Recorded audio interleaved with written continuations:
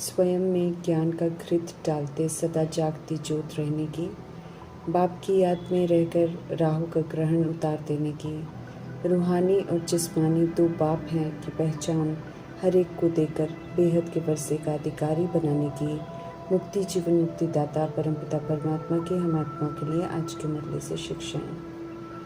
आदि की पवित्र प्रवृत्ति की स्मृति दिलाते हुए पवित्रता के सागर परमात्मा हम आत्माओं को पुनः प्रवृत्ति में रहते उसे विकारों की वृत्ति से परे रहकर पवित्र बनाने की युक्ति वरदान के रूप में दे रहे हैं। समझ दे रहे हैं कि एक बाप के साथ कंबाइंड रहने वाले बनो और देह के सभी संबंधों के भान से मुक्त बनो। पुनः सत्युग की पवित्र प्रवृत्ति का पाठ बजाना है तो अभी संगम युग में परमात्मा की श्रीमत प्रमाण प्रवृत्ति को पवित्र बनाना है। श्रीमत कहती है कि दैहिक संबंध विकारी संबंध है, इसलिए इससे निवृत्त रहो, अर्थात अब वो दैहिक दृष्टि वृत्ति कृति न हो जो पहले पुरुष स्त्री का भान था, वो भी भान स्वप्न में भी ना हो। अब तो समझ मिली है कि हम सब आत्मा भाई भाई हैं, निराकार परमात्मा के हम सब संतान हैं। तो नया जीवन, नई सोच, नया संसार, तो इसमें स्त्री पुरुष का भान कहाँ से आ जाता है, पूछ रहे हैं ऑलमाइटी अथॉरिटी। पुनः स्मृति दिला रहे हैं परमात्मा की रिश्ते तो बदल गए, अब तो युगल का रिश्ता हमारा और बाप का हो गया, बाकी जो दैहिक रिश्ते हैं वो अब निमित्त मात्र सेवा के लिए हैं, ताकि अलौकिक सेवा कर हिसाब किताब चुकता हो जाए। कंबाइंड रूप में तो हम आत्माओं का बाप से रिश्ता है, कायदे से ऐसा समझकर चलना है।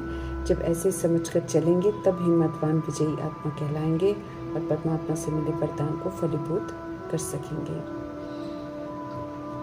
पुरुषार्थ में तीव्रता अनिवार्य है और तीव्रता भी खुशी खुशी हो।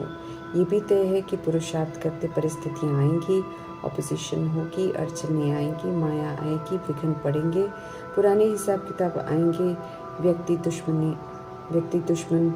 दुश्मन बन जाएंगे, विचलित करेंगे। लेकिन मीठी परमात्मा समझ देते हैं कि पुरुषार्थ तीव्र होना चाहिए। वो तभी मुमकिन है जब हम सदा संतुष्ट और सदा खुश रहें, किसी से कोई भी शिकवा, कोई शिकायत न हो, तब खुश नसीब आत्मा कहलाएंगे। निराकार परमात्मा से जब स्मृति मिलती है कि हम आत्माएं हैं, तब ज्योति जगती है। जब तक शरीर समझते हैं तब तक ज्योत बुझी हुई है। बृहस्पति की दशा बैठना अर्थात परमपिता परमात्मा का हमारी जिंदगी में आना और हम आत्माओं को सत्य से परिचित कराना और सत्य की राह पर चलकर सच्चा बनाना।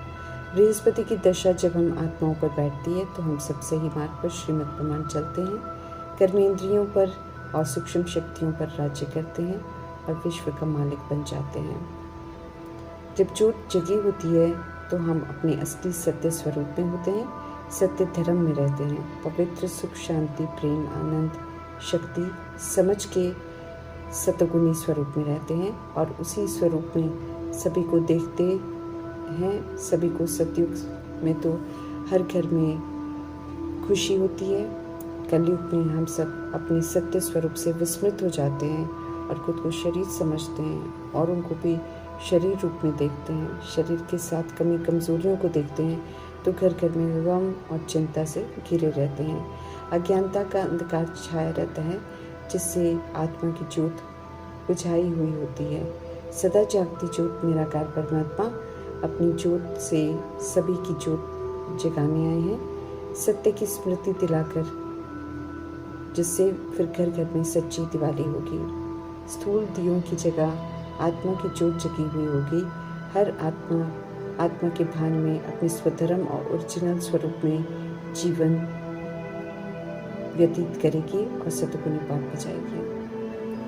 पतित रावण राज्य में आकर सत्य परमात्मा अपना और रचना के आदि मध्य अंत का और पतितों को पावन बनाने का राज समझाते हैं। समझ देते हैं कि कलयुग में जितने भी उत्सव मनाते हैं, जैसे 10 शीश वाला रावण बनाना, उसकी एफिजी बनाकर चलाना, दशहरा मनाना, सागर पर बंदरों का पुल बनाना, सब अंधश्रद्धा है, उत्सव है, सब अंधश्रद्धा के उत्सव हैं। वास्तव में संगम युग में सत्य परमात्मा आकर समझ देते हैं कि रावण वास्तव में देह अभिमान और देह की कमी कमजोरियां हैं जो हर किसी में विराजमान हैं और जो सीरत में बंदर मिसल बना देती हैं। रावण रूपी कमी कमजोरियों को योग से खत्म कर खुद ही अपने अंदर के रावण को हर किसी को ख़त्म करना है, तब ख़त्म होगा। रावण नहीं तो रावण रूपी विकार और अभिमान तो बढ़ता ही रहेगा। रही बात सागर पर पुल बनाने की, तो हर आत्मा जो सही मार्ग पर चलती है, परमात्मा शिक्षा प्राप्त कर वो शिव शक्ति सेना में शामिल हो सत्य की स्थापना के कार्य में और सभी को परमात्मा संदेश पहुंचाने में मददगार बनती है। श्रीमत पर चलकर कलयुग की विषय वैतरणी नदी को पार करती है, आत्माएं और शांतिधाम सुखधाम का वर्षा प्राप्त करती हैं। 10 शीश वाले रावण का सत्य स्पष्ट करते हुए निराकार परमपिता परमात्मा समझ देते हैं कि रावण रूपी देह अभिमान और उसकी कमी कमजोरियां इतनी सूक्ष्म हैं कि सूक्ष्म बुद्धि में शामिल है और हर किसी के और सभी 5 विकारों में और उनके बाल बच्चों में बहुत यूनिटी है। इसलिए स्थूल रूप में दिखाते हैं कि एक शीश को अलग करते ही दूसरा शीश आ जाता है। सूक्ष्म दिखाई नहीं देता, इसलिए यादगार में स्थूल रूप में दिखा देते हैं, जिसका स्पष्टीकरण फिर परमात्मा स्वयं करते हैं और समझ देते हैं कि युक्ति से ये सत्य जो है वो सभी को बताओ, ताकि रावण की एफिजी को जलाने की जगह हर आत्मा अपने अंदर के रावण रूपी देह अभिमान को और विकारों की आग को खत्म करें। आखिरी तो रावण को खत्म करना ही है, समय आ गया है। इसलिए सत्य परमात्मा हम आत्माओं को सत्य स्पष्ट कर रहे हैं। समझ मिली है कि रावण ही पतित बनाता है हम आत्माओं को, इसलिए समझ से उसे खुद को मुक्त करना है। रावण राज्य में जो रावण की जबरदस्त बात मालूम चली है, परमात्मा से उसका सत्य सभी को बताना है। दंत कथाओं की हकीकत जो परमात्मा स्पष्ट करते हैं, उसे यथार्थ समझ औरों को भी उनका सत्य युक्ति से बताना है। राम राज्य और रावण राज्य का राज जो है वो मीठे परमात्मा ने समझाया, जो मीठे परमात्मा ने समझाया उसे समझकर अब रावण को छोड़ निराकार राम परमात्मा की श्रीमत पर चलकर एक्यूरेट चलकर राम राज्य में चलने के लिए खुद को तैयार करना है। क्योंकि समझ मिली है वहाँ जाने के लिए ईश्वरीय पढ़ाई पढ़कर लायक बनना पड़ता है और 2500 वर्षों के राम राज्य के लिए सब कुछ कमाना पड़ता है। वहाँ का जीवन यहाँ जीकर अनुभव करना होता है और वैसे संस्कार भी बनाने पड़ते हैं। जब हम पावन बन जाएंगे तो रावण संप्रदाय को आग लग जाएगी और रावण का राज्य अर्थात पतित बनाने वाले देह अभिमान के राज्य की समाप्ति हो जाएगी। सतो प्रधानता की ताकत आत्मा में फिर लानी है और जागती ज्योत बनना है। पतित बनने से खुद को मुक्त करना है, क्योंकि इसी से हम आत्माओं की ज्योत बुझाती है, अर्थात हम सब विस्मृत हो जाते हैं। 5 विकारों से आयरन नेचर बन जाते हैं, इसलिए उड़ने की ताकत खो बैठते हैं। अभी जागृत करने वाले सत्य बाप के संग में रहकर जागती ज्योत बनना है। ज्ञान का घृत जो परमात्मा रोज डालते हैं उसे गहराई से ग्रहण करना है, जिससे ज्ञान चक्षु पूरा खुल जाएगा और पुनः हम सब स्मृति स्वरूप बन जाएंगे। बृहस्पति सत्य परमात्मा की श्रेष्ठ मत पर चलते रहेंगे तो राहु के ग्रहण से मुक्त हो जाएंगे, जो हमें काला बना देता है। हम आत्माओं के सच्चे बाप टीचर सदगुरु अविनाशी वृक्षपति परमपिता परमात्मा हैं। उनकी कल्याणकारी मत पर चलकर सुखधाम का वर्षा लेने के लिए पुरुषार्थ अभी करना है।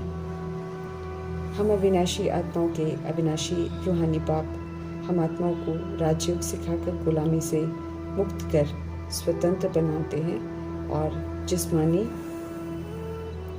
और रूहानी बाप का कंट्रास्ट जो है वो सभी को बताकर सभी का संबंध जो है रूहानी बाप से जोड़ना है, ताकि सब उन्हें याद करें, पवित्र बने और मुक्ति का वर्षा पाएं। रूहानी बाप को एक्यूरेट पहचान से याद करना ज़रूरी है इस समय, इसलिए उनकी पहचान और परिचय सब तक पहुंचाने की सेवा करनी है। इस समय बहुत ज़रूरी है, जिसकी तरफ ध्यान खिंचवा रहे मीठे परमात्मा।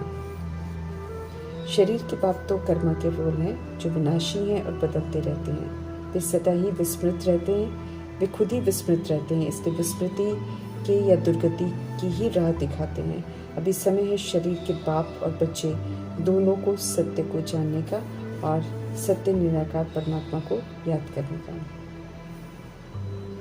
2 बाप का राज सिद्ध कर समझाना है। रावण का पतित राज्य अभी है, ये भी समझाना है। पतित पावन बाप ड्रामा में आए हुए हैं बिगड़ी को संवारने के लिए, तो उनका संग कर श्रीमत पर चलकर खुद को सुधारना है। समझ से उन्हें याद करना है, अंधश्रद्धा से नहीं। 5000 वर्ष बाद मिलेंगे फिर से, इसलिए अभी संगम युग का हर पल जो है प्रभु संग रहकर बिताना है और नई दुनिया में जाने के लिए पुरुषार्थ करना है और संदेश देना है कि हम अभी बेहद के पारलौकिक बाप परमात्मा से बेहद का वर्षा ले रहे हैं। अनादि आदि विशेषताएं धारण कर स्वर्ग की स्थापना करने में हेवनली गॉडफादर का पूरा मददगार बन रहे हैं। व्यक्त से अव्यक्त बनने का कर्तव्य भी पूरा करना है, फॉलो फादर करना है। राजाई प्राप्त करने की परमात्मा गीता पाठशाला में राज्यों की पढ़ाई पढ़कर प्रैक्टिकल में अमल में लाकर राजाई का पूरा वर्षा प्राप्त करने का उमंग उत्साह दिलाते हुए सत्य परमात्मा फरमान करते हैं कि अब सिर्फ मुझ एक बाप को याद करो, जागती ज्योति